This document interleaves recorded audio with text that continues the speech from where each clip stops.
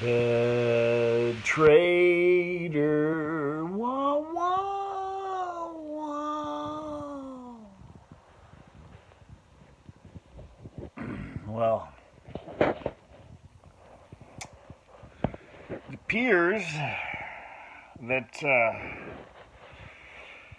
it's going to be some little swings in the market and in the economy and in the political arena here in the next month.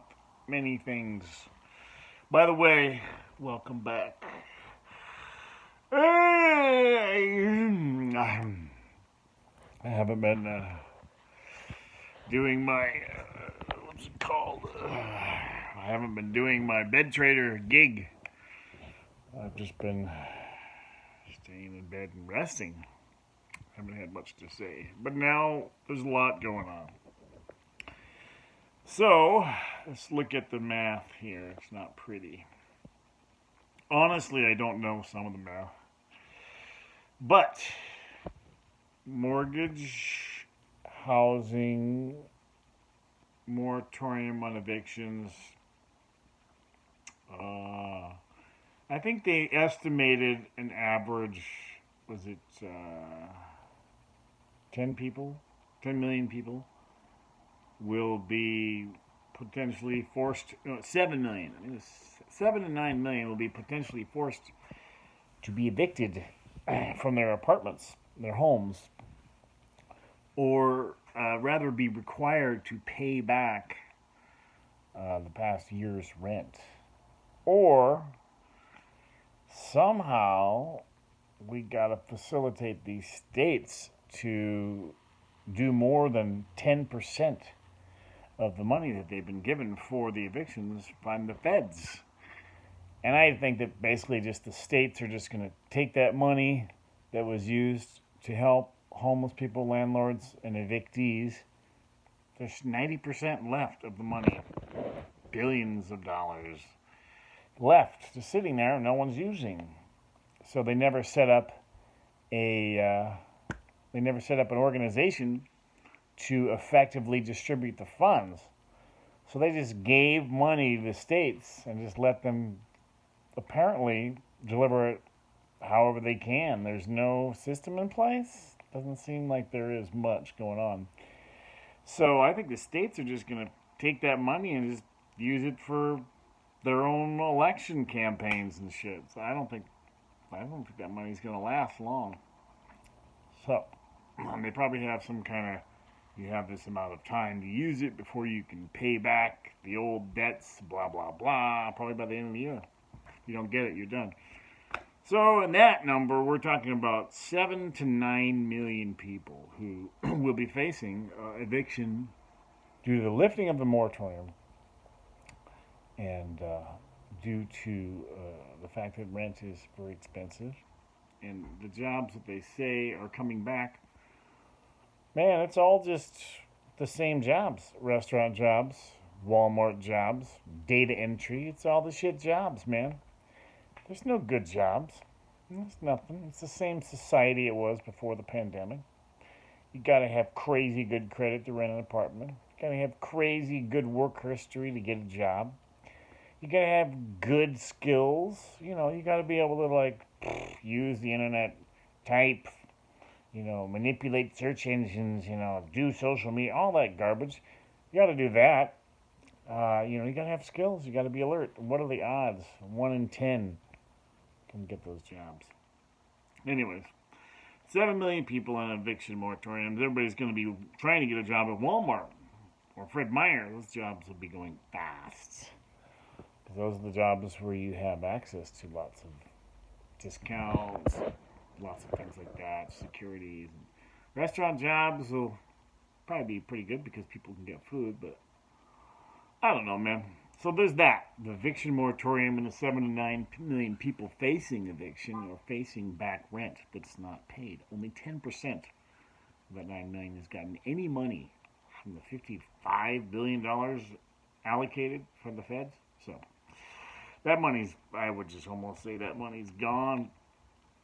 So I don't think there's any organization to help you get that money. I think it's too difficult to get that money. You probably got to convince them that you're squeaky. Squeaky clean. Yeah. Anyways, it depends on the state, too. If they're Democratic or Republican, they might have a different approach to wanting to use any federal money for anything. Federalists and the anti-federalists. Some kind of throwback to Civil War shit. I don't know. But, and another message after this long, rambling 5 minutes of bullshit. PUA has ended.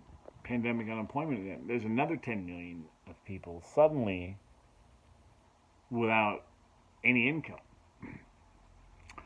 I don't know if Walmart, Starbucks, Bartell's Drugs, Walgreens, I don't know if there's 10 million jobs. I don't know if there's enough McDonald's jobs and Burger King and Taco Bell and KFC and every corporate job out there. I wonder if there's enough of them. Maybe this will start a massive expansion of these businesses because they have so many employees available. But I doubt it. I think it'll go the opposite way. They'll be doing what they have been doing, closing down lots of businesses. Well, I'm going to ask Starbucks what they closed down hundreds and hundreds and hundreds and hundreds and thousands and blah, blah, blah. Lots of closings. Anyways, we're not during an expansionist phase. This is not a phase to expand. This is a phase to tighten your belt, homie, and prepare for who knows what the fuck. So, the math. Those are two things. We have not talked about the Delta variant as a third thing. We have not talked about the fourth thing, which is the passing of the infrastructure bills, plural. One is a debt ceiling raising infrastructure thing, and then the other one is a 3.5 trillion long-term infrastructure, which is ain't shit. If you look at all these fucked up country roads, we got a lot of messed up roads in Seattle, man. A lot. These roads are dangerous, man. They destroy your car. I don't know what's up with I-5 and those huge buckling things. Every time you hit it, it goes. It's like it's going to destroy your trucks, underside. I don't know. Big metal pieces that you have to hit on the freeway every 20 feet. I don't understand that. Like a foot gap, it's just an inch deep. Where's the fucking infrastructure, man? Let's go on all of these re-election campaigns for these douchebag politicians. True. Anyways, yeah. So, the math on that, I just did the math on the 10 million people now affected from pandemic unemployment as of yesterday.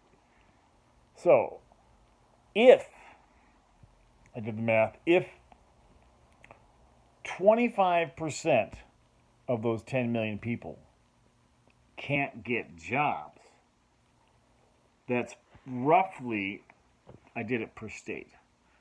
I divided it by all the states. So it's roughly 40,000 unemployed people in each state. That's 25% of the 10 million people who just lost all their money. If 25% of them, basically if 2.5 people out of 10 can't get a job,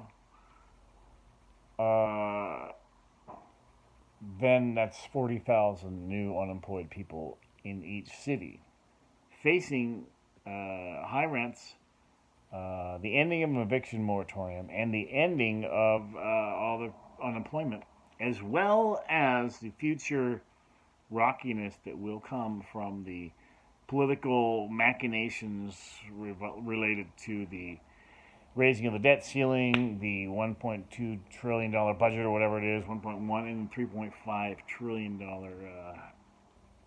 infrastructure shit.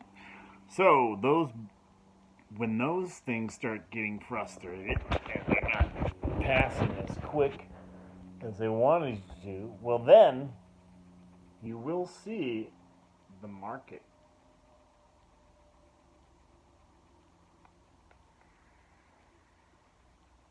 because there'll be no purchasing power.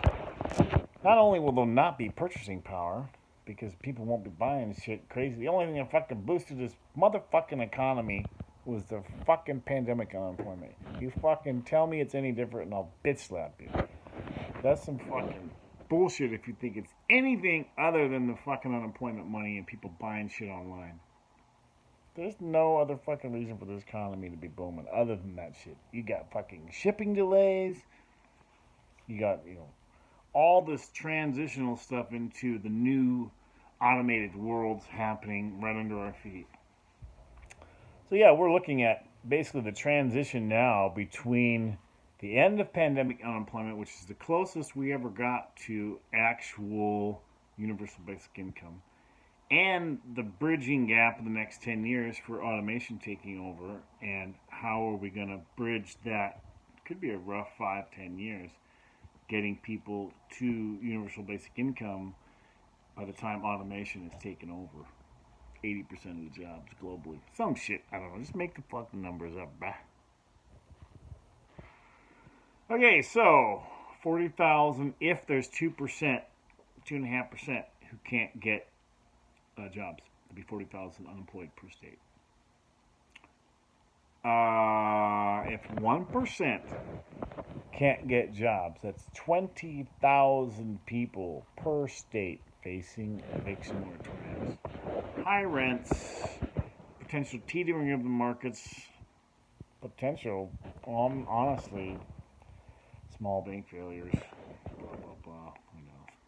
Who knows what'll happen when the fucking jerk-off fest of not passing these bills continues into November. I don't think they can go much longer than November without a full market crash. Of just noodling like they did last year with the bills like Pelosi and Trump are doing. Now Pelosi's doing it again. So she's going to do the noodle. And, what we hope is that while she's noodling around, deciding not to pass a bill, for whatever reason, she wants to control the stock market so her husband can make some money. Probably. Big investor, her husband. Anyways, they play like that. People play like that. They always have. You do, and now you do. So why wouldn't they? They will. Fucking. I don't care about the market. I'm out. I'm out. I'm out of the market, man. I just watch that shit and go, oh, it could have been this, could have been that, could have been this. Whatever, I'm out. Except for about $1,000 in crypto, maybe. Different platforms. But Ethereum did good. Anyways, so the reality is, from the eviction moratorium, how many homeless do we expect? I think I did the math on that too. Honestly, if you expect, it would be the same as unemployment because it's 10 million roughly. 9 million, 10 million. If 1% get kicked out, that's 20,000 new homeless per, no, only 1%? 10%. If 10% get kicked out, well, that must have been the same for PUA too, not 1%. If 10% of people, so 1 in 10, yeah, that's right, 2 and 20%. Oh yeah, never mind, I'm getting wacky. So, if 10% of the people who've just now been hit with eviction moratoriums lose their homes, that is 20,000 new homeless people in each city.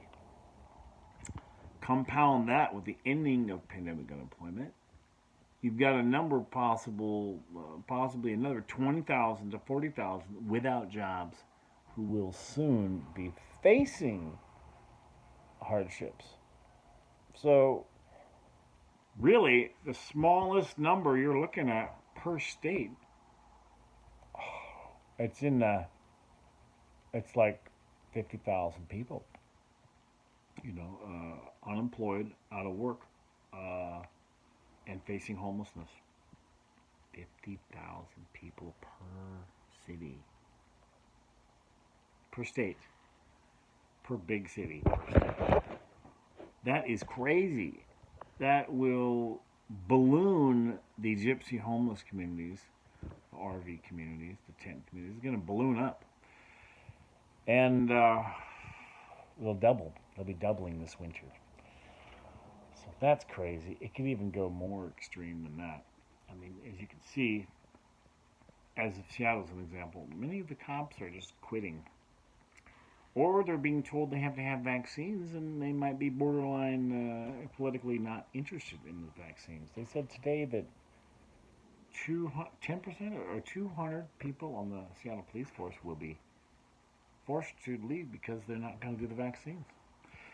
So you're getting a lot of crime increasing, but what it increased 180% since the pandemic, but now it's sort of maintaining at that level of crime, I believe. I don't think crimes are going down per se. So we've upped the level of crime.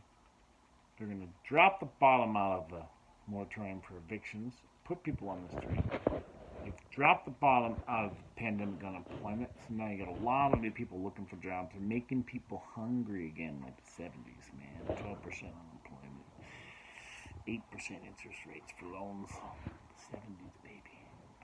Stagflation, baby. I don't know. The idea is that we could be following Japan into the stagflation world of Japan, but I don't know. I don't know about all that. It's a little beyond me. I haven't figured out the math on that. I'm not a mathematician anyways, man. I can hardly do fucking any math. I can't. Anyways, 2 plus 3 is 4, man. So, PUA ending. What would be interesting in the middle of this is if they do shut down the government because they refuse to raise the debt ceiling. I thought they've already raised that permanently. It was raised, but now they're talking about, we got to do it again. What? I thought you raised that shit. I thought Trump raised it permanently. Anyways, so I think that you've got a lot happening here this month.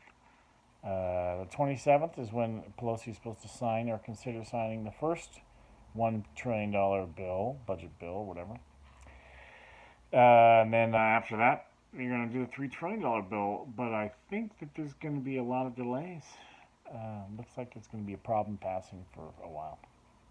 So, given that, will shake the economy.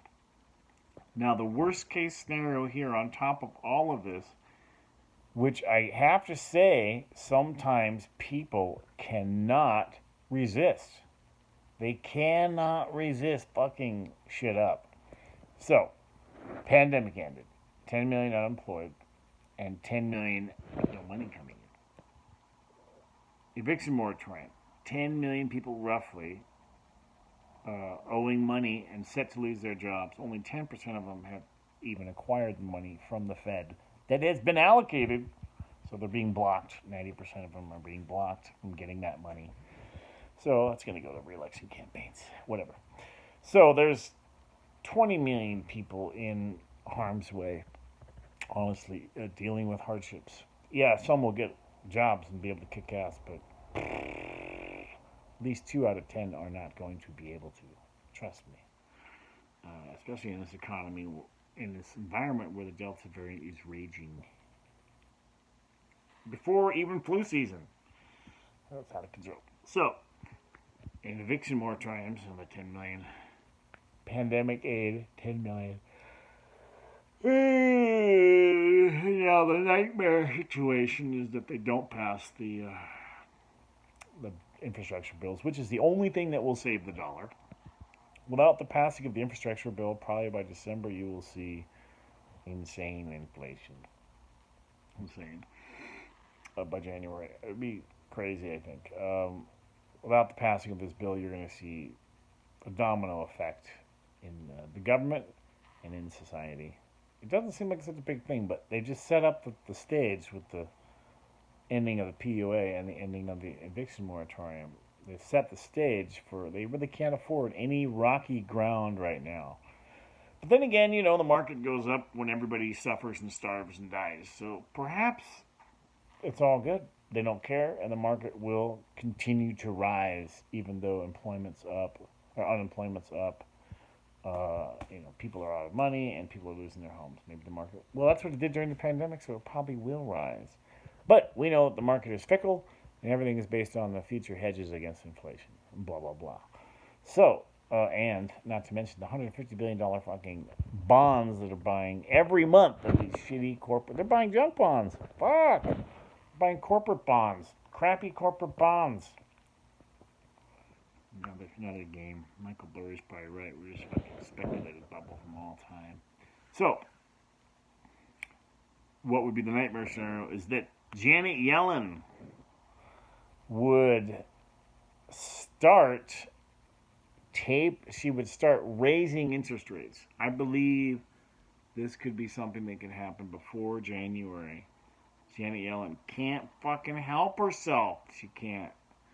So she's going to want to raise interest rates. Now, the raising of the interest rates will ruin, of course, the housing situation. But it's the winter, nobody buys shit anyways. Except for the South. But so she'll raise interest rates, and then probably they will lower their bond buying. Even if they lower it by $20 billion, there'll be shaky market crash. So I really don't know. They can't afford to raise interest rates now, and they can't afford to mess with the bond buying now, but they might anyways. And I have a feeling they'll do it at the worst possible time.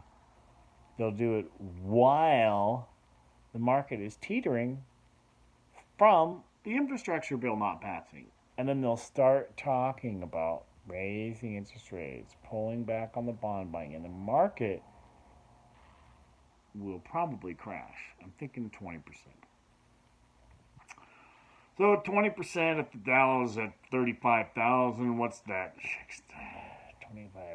6,000. It would go down to 27,000. It would dip that much. That'd be huge. It'd be massive. But I don't know. That's just my feeling. Peace out.